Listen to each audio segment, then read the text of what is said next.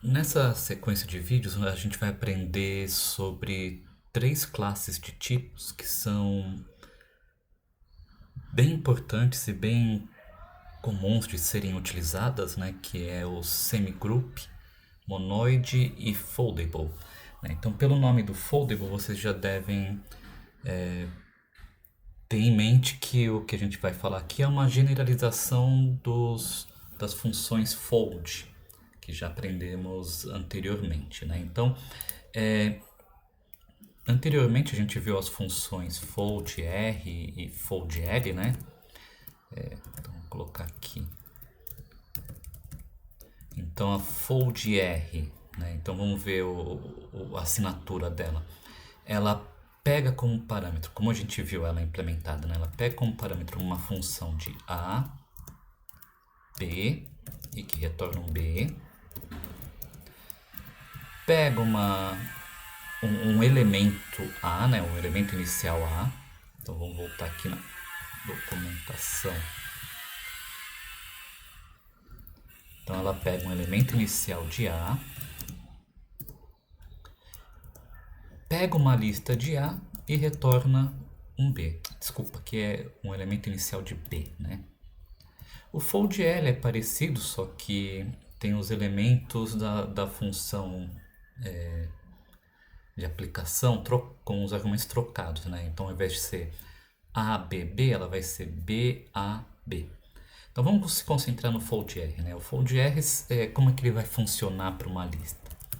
Então digamos que eu queira fazer o seguinte, fold R, vou aplicar o operador mais, começando do zero, para uma lista de números, sei lá, de 1 a 10, né? Então ele vai pegar, então eu vejo aqui, olha, o mais, ele é um operador que vai pegar um número, pega outro número e retorna um terceiro número, né? Tudo do mesmo tipo. Então aqui eu tenho essa operação mais, eu tenho o zero que vai ser o valor inicial do meu acumulador, né? Então fold R é como se fosse um acumulador, né? E uma lista com valores de 1 até 10, né? Então eu tenho esses três elementos aqui. E ele vai começar a fazer o seguinte, ele pega o primeiro elemento da lista, aplica a operação com o valor inicial, que é zero, né? E o novo valor do tipo B vai ser essa operação, essa acumulação aqui, 1. Pronto. Aí pega o segundo elemento da lista, que é 2. Soma com o acumulador inicial, que é 3. Pega o próximo. E vai assim por diante, né? Então, 4 mais 6. E assim por diante, né? Então, veja que aqui a gente precisa necessariamente ter um operador, né, que é um operador binário, que pega dois elementos.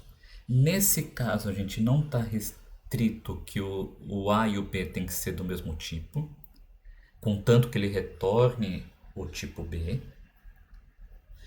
A gente pega um valor inicial para isso, né, para essa operação. E finalmente a gente pega uma lista contendo valores do tipo A para então gerar um valor acumulado final, né? A maioria dos casos, a maioria das vezes, a gente aplica aqui um operador que recebe dois valores de um tipo A e um valor inicial do tipo A, né? E no final, obviamente, retornando um valor do tipo A. Então, o caso mais frequente de uso, a gente tem que todos os tipos envolvidos na operação são do mesmo tipo, né? Todos os valores nessa operação são do mesmo tipo. Então, se eu estou trabalhando com inteiro, tudo é inteiro. Se eu estou trabalhando com string, tudo é string, né? Etc. Legal.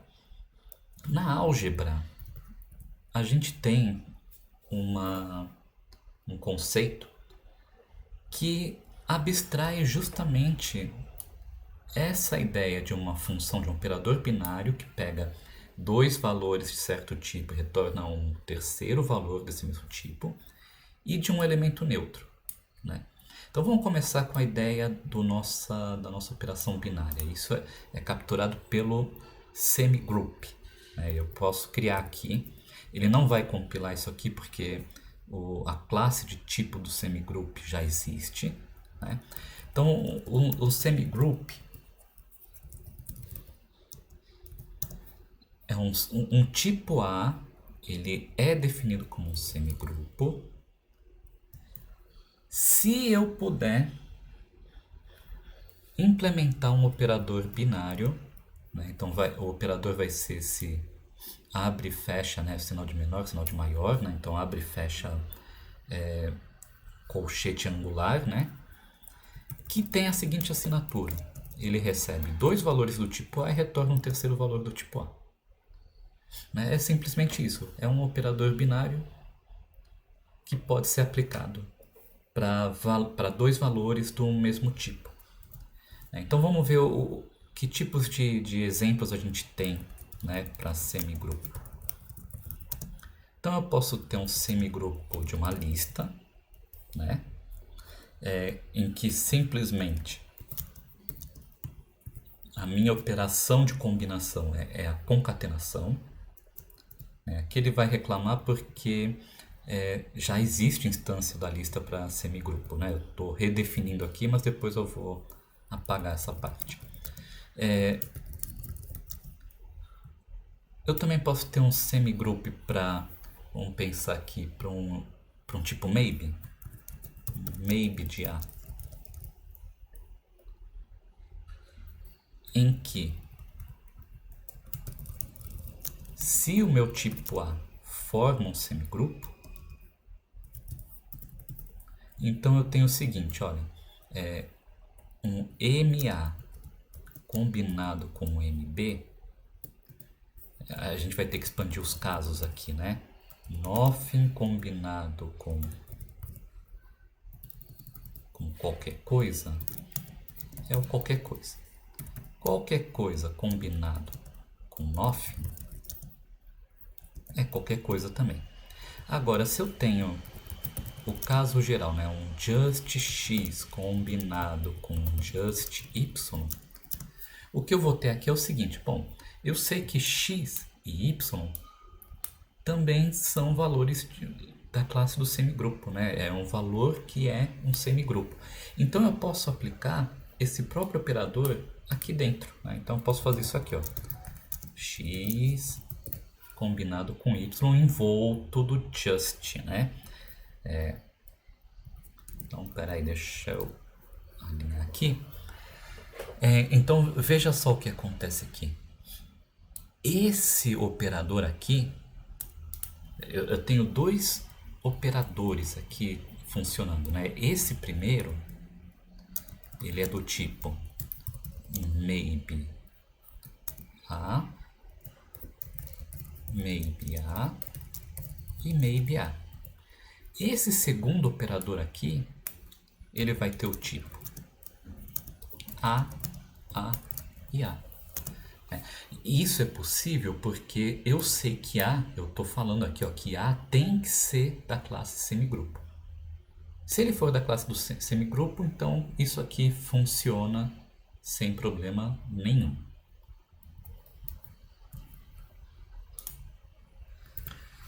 Outro exemplo interessante, vamos apagar esse aqui.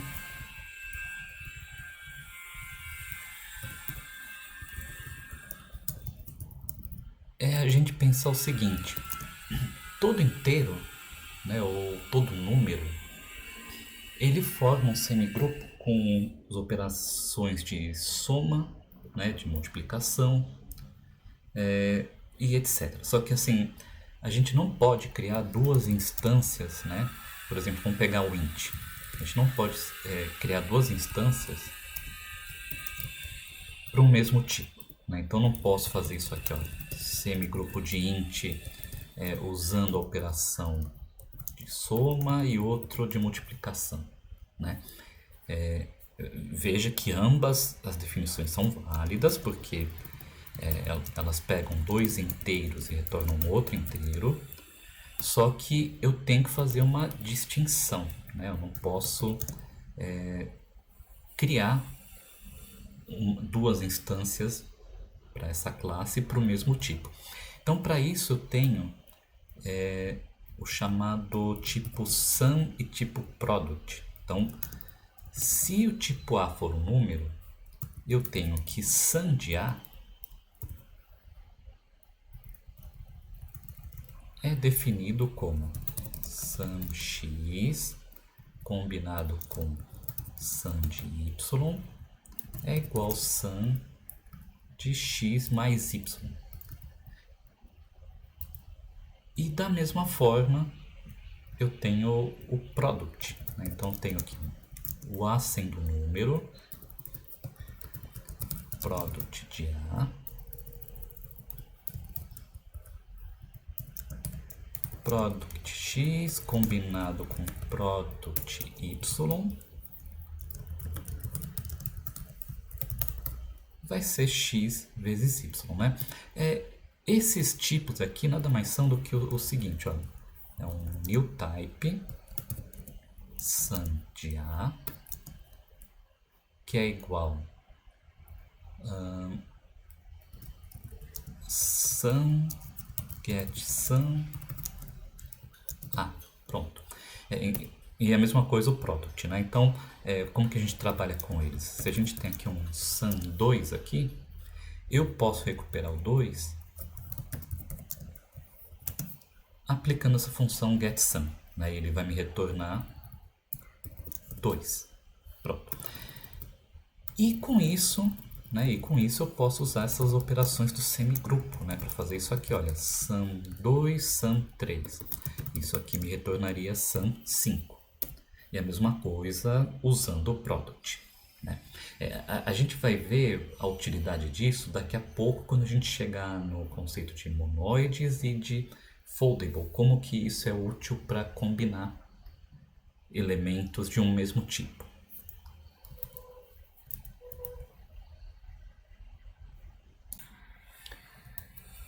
Outra instância interessante do semigroup também são o N e all. Então o N ele funciona da seguinte maneira, ele recebe um booleano, né? Então veja só que o N ele é definido como type N get N bool. Então basicamente ele é um tipo, né, não paramétrico que guarda um booleano, né? E o all é a mesma coisa, né? Só que ao invés de N aqui a gente tem all.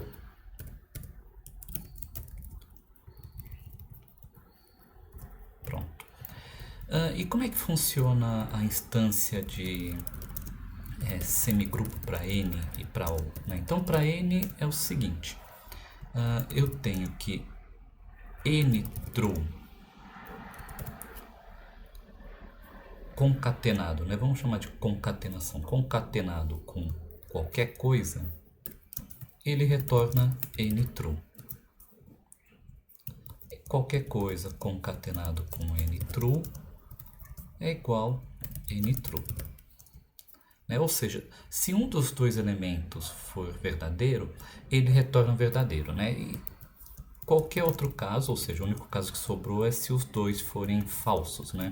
E aí ele retorna falso. O all, ele é parecido, só que agora o all ele demanda, para ser verdadeiro, eu tenho que ter all true concatenado com all true. Então, se esse for o caso, ele retorna true, né? Qualquer outro caso, ele vai retornar falso, né? A gente poderia implementar também da mesma forma aqui, né? Então, a gente poderia colocar assim, n false, só para ter menos casos aqui, né, do pattern matching. E aí, qualquer outro caso, ele retorna true, né? Então veja, o que acontece aqui é que o N faz o papel de um OU e o OU faz um papel de um E, né? Novamente, a gente vai ver bem as utilidades para essas instâncias É assim que a gente chegar no monoide e depois no foldable, né? Você vai perceber como isso generaliza muitos dos códigos que a gente tem feito até então. Vamos ver algum um outro interessante. Tem o last e o first, que funciona assim: semigroup last a, onde qualquer coisa concatenado com um last x é o last x, ou seja, se eu fizer alguma coisa assim, last 2 concatenado com last 3, ele vai pegar sempre o valor à direita, né? E isso pode ser útil quando a gente está construindo alguma função de construção de configuração e eu quero sempre substituir uma das opções da configuração pela última opção setada, né? Então, se eu configuro, sei lá, número de iterações do meu programa como 100 e mais para frente eu tento setar como 150, eu posso usar esse tipo last para garantir que eu sempre mantenha o último valor setado, né? O último valor que eu escolhi. E tem analogamente o first, né? Que é basicamente a mesma coisa, só que ao contrário, né? Então eu tenho first x com qualquer coisa, retorno first x. Outra coisa interessante também, outra instância interessante é o max e min, né? Que exige que eu tenha um tipo A que seja ordenável. Aí eu tenho, por exemplo, min A, onde min x concatenado com min y, ele vai retornar um min do mínimo entre x e y. E o max, né, é análogo também. Então eu tenho aqui semigroup.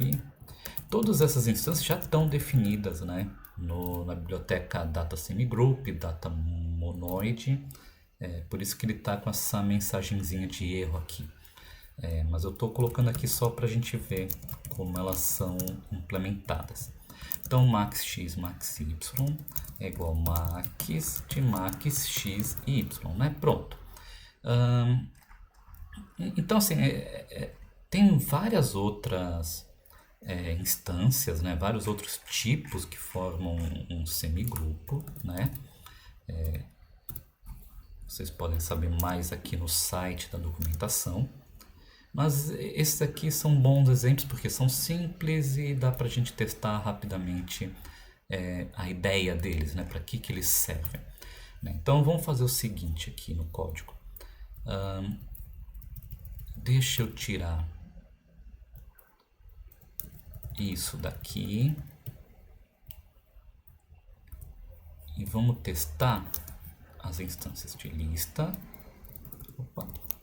de maybe, sum, product. Vamos ver o que mais. Anyall, first e last, min e max. Pronto. Então vamos fazer um testezinho com essas instâncias e aí a gente vai falar sobre os monoides, né? Então vamos lá. Para a lista, né? Então vamos ver o que acontece quando eu faço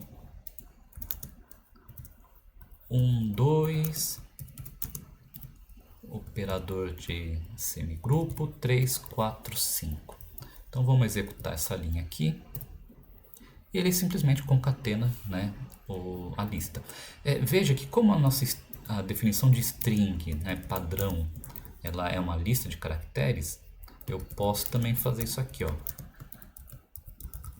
E vai funcionar porque ele vai usar essa mesma definição, né, que é a concatenação.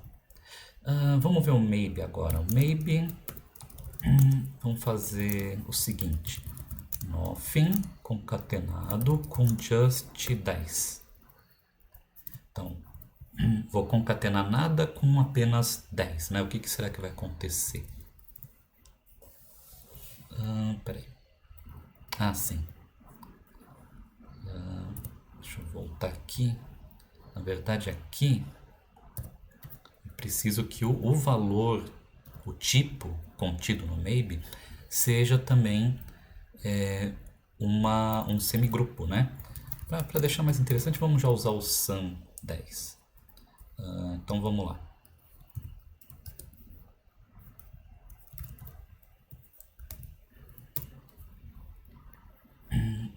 Tem que importar import data semigroup. Pronto.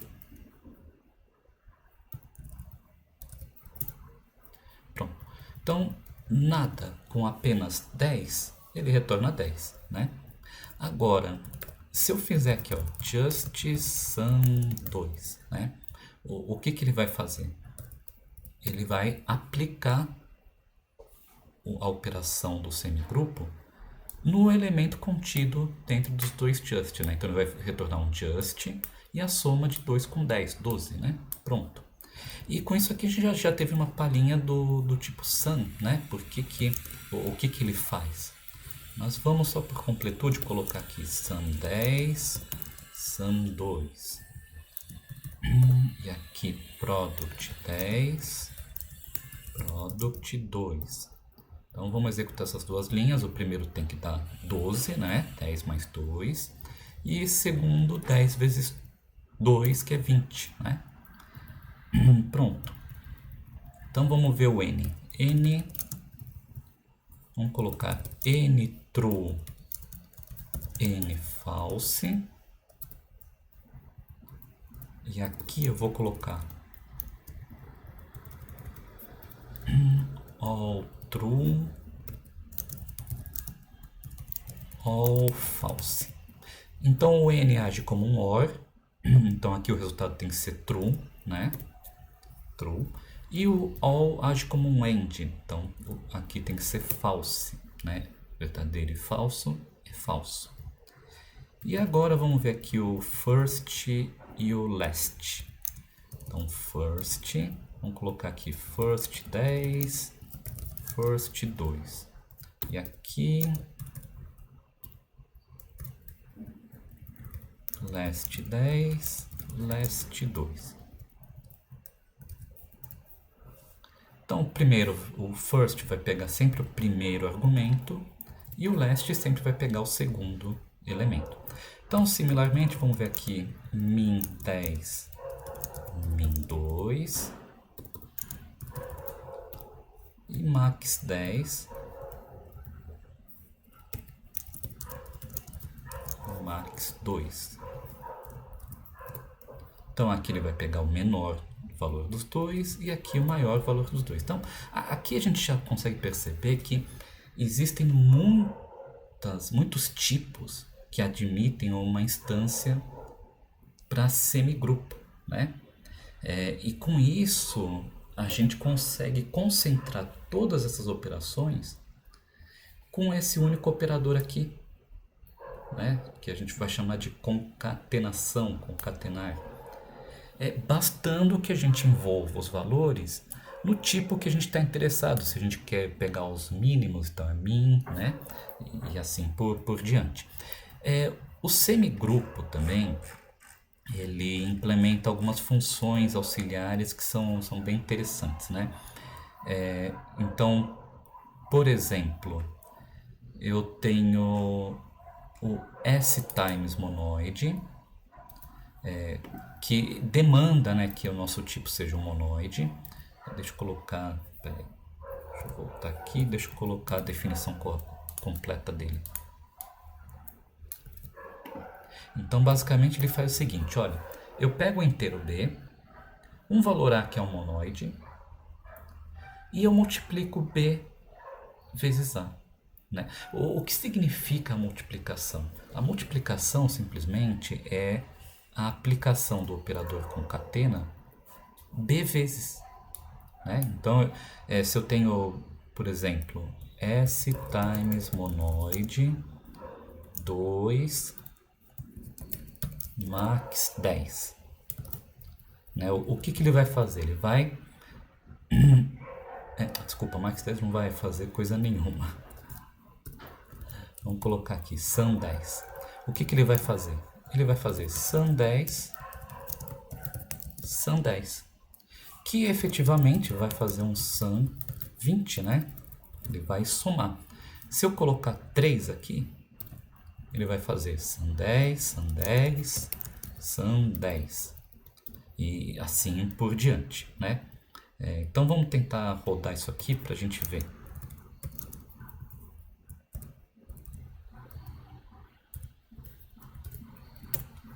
Pronto, deu sum 30. Se a gente trocar isso aqui por product, por exemplo, o que acontece? Olha só, ele fez 10 elevado a 3, né? 10 vezes 10 vezes 10. Vamos ver o que mais a gente pode fazer aqui. Eu posso, por exemplo, fazer o seguinte.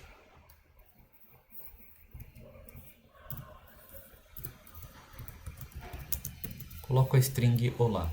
A string é uma lista de caracteres, né? Então ele vai repetir 3 vezes essa sequência, né? Olá, olá, olá. Pronto. Né? Então ele tem esse S-times. Qual que é a diferença do S-times para um operador de multiplicação, né? Como é usado quando a gente faz 3 vezes 2, por exemplo? Ele usa certas propriedades dos monoides para otimizar essa função. Então, geralmente, quando eu tenho que fazer uma repetição, né, de aplicar a operação várias e várias repetidas vezes no mesmo elemento, ele é mais rápido ao utilizar o S-times monoide. Porque, por exemplo, se eu tenho aqui S-times 10, vamos colocar um x aqui só para generalizar, né? Então ele não vai fazer efetivamente x 10 vezes, né? Ele vai fazer o seguinte, ó, ele faz x, que é igual a 2x. Aí ele vai pegar e vai fazer aqui, ó, 2x, que é igual a 4x, né? E aproveitando o 4x, ele vai fazer 4x, que é 8x. E finalmente ele vai pegar 8x com 2x, que vai ser 10x. Né? Então ele cria atalhos para que ele não precise fazer essa avaliação 10 vezes. Né? Ele vai fazer uma avaliação, 2, 3, 4 vezes, né? Não 10. Então ele tem uma economia aqui. Legal, então vamos ver agora a definição do monoide. Né? O monoide, na verdade, é uma extensão do semigroup, que ele vai adicionar um elemento. Vamos ver que elemento é esse. Class semigroup A. Então, o tipo A tem que ser um semigrupo para poder ser um monoide, né? Por quê? Porque o monoide ele tem 3 funções aqui. Ele tem um mempty, que é chamado de elemento neutro. Então, o mempty ele tem que ter a seguinte propriedade. Se eu tenho um x, né, se eu tenho um valor mempty e eu concateno com x, ele tem que retornar o x. E se eu fizer o contrário também, x concatenado com mempty, eu também retorno x. Né? Então ele tem que ter essa propriedade. Isso é fácil a gente identificar, por exemplo, para concatenação de lista. O mempty tem que ser a lista vazia. Se eu concateno vazio com 2, ele retorna um 2. Se eu concateno 2 com vazio, ele também retorna um 2. Para o sum, o elemento neutro vai ser o 0, né? Porque se eu fizer sum 0, sum 10, ele vai retornar sum 10. Para o product, é o 1. Product. Então, product 1 com qualquer coisa vai dar qualquer coisa, né? Pronto. Então ele tem esse aqui, mempty, que é o elemento neutro. Ele tem o mappend, que é um operador binário. E tem uma implementação padrão, que é simplesmente o operador de concatenação do semigroup, por isso que o A tem que ser um semigroup. E ele tem o mappend, que ele pega uma lista de elementos A's e retorna um A. E ele também tem uma implementação padrão que é simplesmente fold R, mEmpty, mappend, mEmpty. Então, veja só o que ele faz, né? Digamos que eu estou trabalhando com uma lista. E aí eu faço mappend 1, 2, 3... não, desculpa. Não é mappend, é mconcat, né? mconcat. Pronto. Então, vamos lá. Então, digamos que meu tipo A é uma lista. Isso significa que o mconcat ele vai receber uma lista de lista. Então, uma lista de lista. Então, digamos que eu tenha isso daqui, ó. 1, 2, 3. Pronto. Uma lista contendo listas. Isso aqui vai ser substituído por um fold R. mappend, que no caso da lista é a concatenação. mEmpty, que é a lista vazia. E essa lista aqui, né? 1, 2, 3. E aí o que ele vai fazer? Ele vai concatenar a lista vazia com 1, que vai dar 1. Depois vai concatenar isso com 2, que vai dar 1, 2. E depois concatenar isso com 3, que vai dar 1, 2, 3. E a mesma coisa se eu fizer, por exemplo, mconcat, uma lista contendo sum1, sum2, sum3. Então ele vai fazer isso aqui, olha só. Fold R. No caso do sum, ele equivale ao operador, né, binário, equivale à soma dos números inteiros, né? O elemento neutro é o 0. E aí aqui ele recebe a lista, né? Então ele vai fazer isso aqui. 0 mais 1, mais 2, mais 3. E vai dar como resultado 6, né? Quer ver? Vamos até conferir aqui.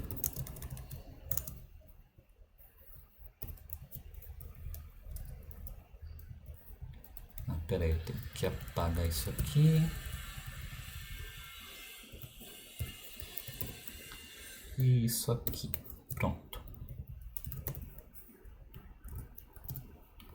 Pronto. Ele deu a soma, né? Então veja que é interessante que com a definição de monoide eu consigo simplificar as operações mais comuns tipo float, né?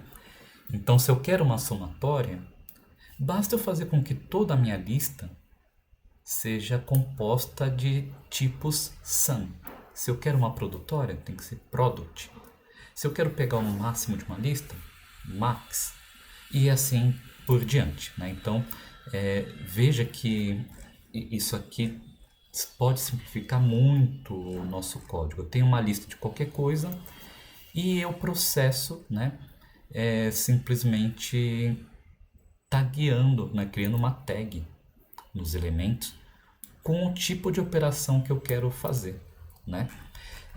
Veja que os monoides eles têm algumas propriedades, algumas leis que têm que ser obedecidas, né? Então ele tem aqui a identidade à direita, então x com mEmpty tem que dar x, identidade à esquerda, então mEmpty com x também tem que dar x, associatividade que fala o seguinte, x com y e depois com z tem que dar o mesmo resultado de x com a combinação de y com z. Então não importa a ordem que eu vá fazer as operações, né? Contanto que siga uma sequência aqui. Então eu posso agrupar uma sequência de operações, vamos dizer o seguinte assim, ó, x, y, z, w, h, f, m. Pronto. Então eu posso pegar essa expressão e agrupar do jeito que eu quiser, né? Posso colocar parênteses para fazer aqui, aqui e depois aqui. E o resultado tem que dar o mesmo, não importa onde eu coloque esses parênteses, não importa como eu agrupe os resultados, tá? E isso é importante, por exemplo, quando eu quero pensar em paralelismo, porque eu tenho uma garantia interessante aqui que eu posso quebrar os meus dados em várias fatias e mandar para processar em cada um para um processador diferente, né? E depois agrupar isso daqui. Alguns monoides também têm a propriedade de comutatividade, mas não é garantido, não é necessário para criar a classe monoide, né? Que fala o seguinte: x com y é igual a y com x. Por exemplo, 1 mais 2 é igual a 2 mais 1, porém 1 concatenado com 2 é diferente, né, de 2 concatenado com 1. Né? Vão dar respostas diferentes. Então, nem todo monoide é comutativo. Quando ele é comutativo, é legal, tem algumas propriedades, tem algumas consequências interessantes para computação distribuída, por exemplo. Mas nem sempre é o caso. Bom, então com isso a gente pegou uma ideia do que é o monoide, né? E o semigrupo. E em seguida a gente vai falar sobre os foldables, né? Mas antes de chegar nos foldables, vamos pensar um pouquinho o que eu posso fazer com isso, né? Principalmente com isso daqui, com esse mconcat, né? Que já automatiza muita coisa pra gente. Então, digamos que eu tenho o seguinte, deixa eu apagar essas linhas aqui. Digamos que eu tenho uma lista que vai de 1 até 100. Pronto. Vamos definir que é uma lista de inteiros. E aqui eu posso fazer o seguinte. Olha, eu quero a somatória dessa lista. mconcat map sum xs. Né? Então veja só o que eu vou fazer. Eu vou criar uma tag sum para cada elemento de xs e depois eu aplico o concat. E eu tenho a somatória. E aí eu falo, não quero soma, eu quero produto. Pronto. Só fazer essa modificação e pronto, eu tenho uma produtória, né? Aí, eu quero agora pegar o máximo disso aqui. Então, vamos lá. Máximo.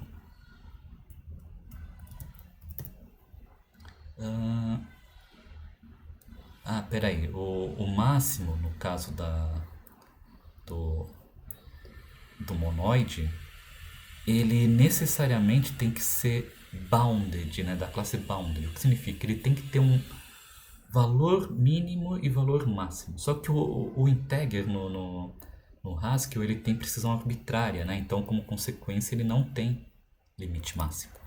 Né? Então, vamos mudar aqui para int.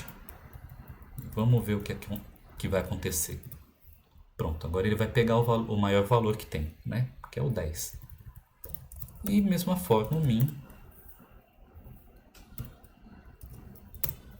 eu tenho que é 1, né?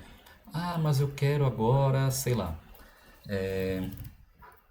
eu quero fazer o seguinte, eu quero ver se existe um valor par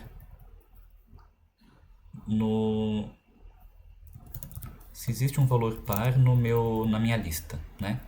Então eu posso fazer a composição de dois maps aqui, né? Map n, map even. O map even vai percorrer a lista e verificar, olha, esse número é par, esse não é, esse é par, esse não é. E o n vai envolver todas essas respostas na tag n. E o mconcat então vai agrupar tudo e vai responder verdadeiro ou falso se existe pelo menos um elemento, né? Lembrando que o map tem a seguinte propriedade, olha, a composição de dois maps é igual ao map da composição de duas funções. Então eu posso simplificar para isso aqui. Né? E pronto, então agora vamos ver a resposta aqui. Verdadeiro, né? Então pelo menos um elemento é par. Agora todos os elementos são pares? É falso, né? Então legal, então veja que isso aqui torna a nossa função de agregação de uma maneira muito mais simples, né? Porque basta eu definir essa tag aqui para saber o comportamento que eu quero. Então a função aqui é a mesma, eu não preciso mais me preocupar com definir o fold R, quem vai ser o operador, quem vai ser o elemento neutro. Tudo já está definido no monoide e basta eu definir o comportamento que eu desejo. A gente vai ver que isso aqui, na verdade, é uma outra função chamada, deixa eu colocar aqui, fold map, né? Porque é tão usado isso que ele foi criada essa função, né, que faz a mesma coisa, da definição é exatamente isso que eu acabei de apagar e substituir por fold map, né? E que torna ainda mais claro o que eu estou fazendo, né? Então o fold map fala, olha, eu peguei a lista x, xs, e eu apliquei uma função junto com uma tag, e no final das contas eu apliquei o mconcat, né, para fazer o fold, né? Isso aqui vai estar definido no foldable, que eu vou explicar agora, né? Porque, veja só, até então a gente está pensando em listas, né? Então o xs pelo mconcat tem que ser uma lista, não pode ser outra coisa. Tem que ser uma lista de coisas. Mas não necessariamente eu vou ter uma lista de coisas para agregar. Posso ter, por exemplo, uma árvore, né, uma estrutura em árvore. Eu posso, sei lá, querer pegar de uma estrutura de banco de dados, qualquer coisa que contenha dados que eu quero agregar. Então, para isso, a gente vai usar o foldable. O foldable, vamos já importar aqui.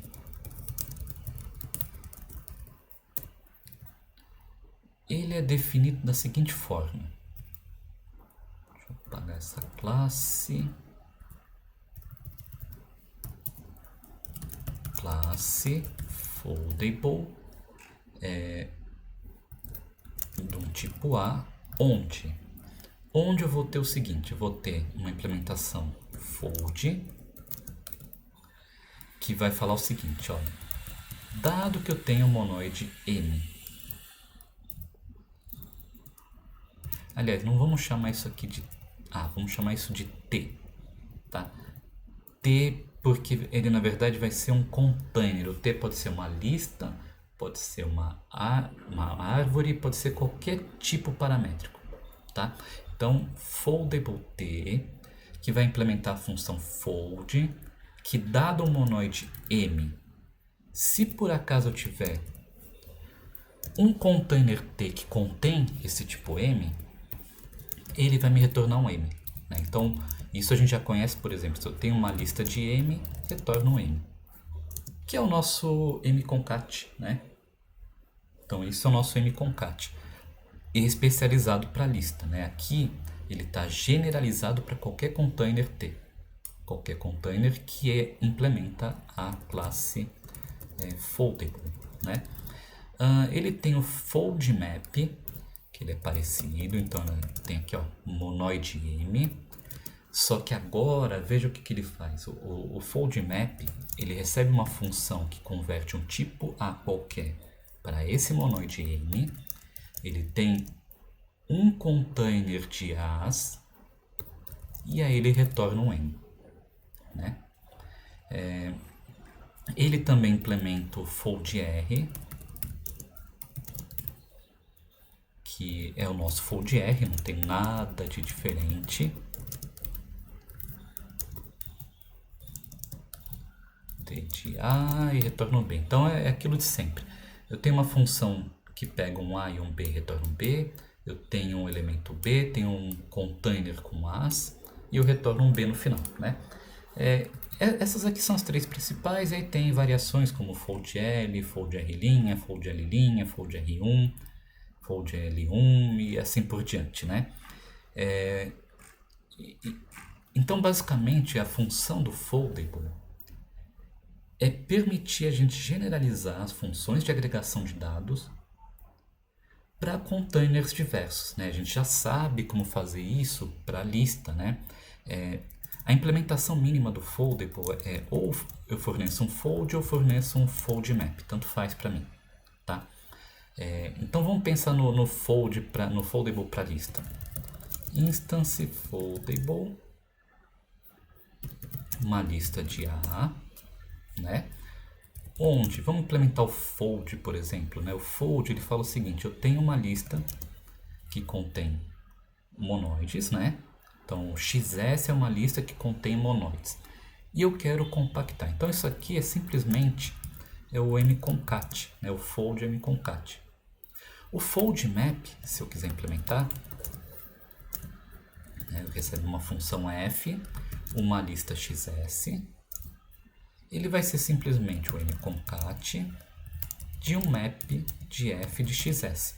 Né? E aí eu posso até eliminar esse xs aqui, né? Porque ele está no lado direito dos dois lados da igualdade, né? E aqui eu faço uma composição. Então, o fold map f é o mconcat seguido do map f, né? Nada de assustador. Foi o que a gente tinha feito aqui em cima, né? Pronto. Legal. E agora vamos tentar implementar então um exemplo com uma árvore, né? Então vamos criar uma árvore aqui, uma árvore binária, né? Uma árvore que carrega um tipo A. Ele pode ser uma folha. Vamos dizer que ele guarda informação somente na folha, né? Então ele pode ser uma folha que contém um valor, ou ele pode ser um nó que contém uma árvore à direita e uma árvore à esquerda, né? Vamos colocar derive em show aqui para facilitar a nossa vida quando a gente for testar. E aí eu posso criar aqui uma instância de foldable para a árvore, né? Então eu posso fazer o seguinte. Vamos pensar o seguinte, vamos criar a função fold, que é geralmente mais simples, né? Porque o fold map simplesmente é a função fold, só que eu vou aplicando antes a função que eu passei como parâmetro. Então, digamos que eu tenho fold, eu tenho que averiguar duas condições, né? Uma se ele for uma folha. Então aqui, ó, se for uma folha contendo o valor x, eu retorno o x, né? Não tem mais o que retornar, não tem o que fazer, não tem para onde ir, né?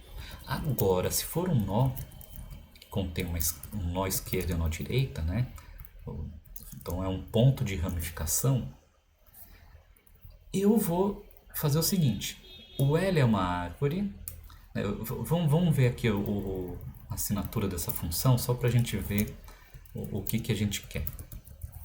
Monoide M, árvore de M e retorno M. Então meu fold vai pegar uma árvore de M e vai retornar um valor de M, né? Então, para eu extrair um valor de M daqui, veja, o que eu tenho como argumento? Eu tenho um L que é um tri de M e eu tenho um R que é um tri de M. Se eu aplicar o fold em L, isso aqui é um tipo M. Então eu poderia retornar isso aqui e ele aceitar porque está compatível com a assinatura, né? Então, beleza. Só que estaria errado porque eu estaria ignorando o meu elemento da direita, os meus elementos da direita. E mesma coisa se eu fizer o fold R, também é do tipo M, tá tudo certo, né? Só que veja só, eu tenho aqui um fold L, né? Vamos colocar um let aqui. Deixa eu apagar isso aqui. Então vamos dizer que eu tenho aqui um ML, que é a aplicação de fold no ramo L. Eu tenho um MR, que é a aplicação do fold recursivo no R. Isso é um M e isso é um M, né? E eu tenho dois M's e eu tenho que retornar um M. E eu sei que esse M é monoide. Então o que eu tenho que fazer? Simplesmente eu uso, né, a concatenação do monoide ou semigrupo do ML com MR, né? E eu vou ter como retorno um M, que é a combinação dos dois, né? E isso aqui então eu posso resumir com fold L concatenado com fold R, né? Pronto. E eu tenho aqui a minha instância de foldable para minha árvore, né? Aqui ele está reclamando, né? Porque falta algum requisito para a classe foldable, né? Deixa eu ver aqui. Assim, é que eu implementei aqui, na verdade, o fold, né? E o mínimo é o fold R ou fold map, não fold. Então vamos alterar isso aqui para se tornar o fold map. Fold map. Então fold map simplesmente pega um F, né? E se eu tenho um X, que é do tipo, cadê o fold map? Que é do tipo A, e eu tenho um F que transforma um A para M, e eu tenho que retornar um M, basta eu fazer isso aqui, F de X. E a mesma coisa aqui, né? F de, aliás, fold map FL, fold map FR. E pronto, agora eu tenho a minha instância correta do foldable para árvores, né? Então vamos testar aqui. Digamos que eu tenha a seguinte árvore: nó, leaf 5, leaf 3 e leaf 2. Pronto. Vamos colocar isso aqui como um TS, né? Uma árvore.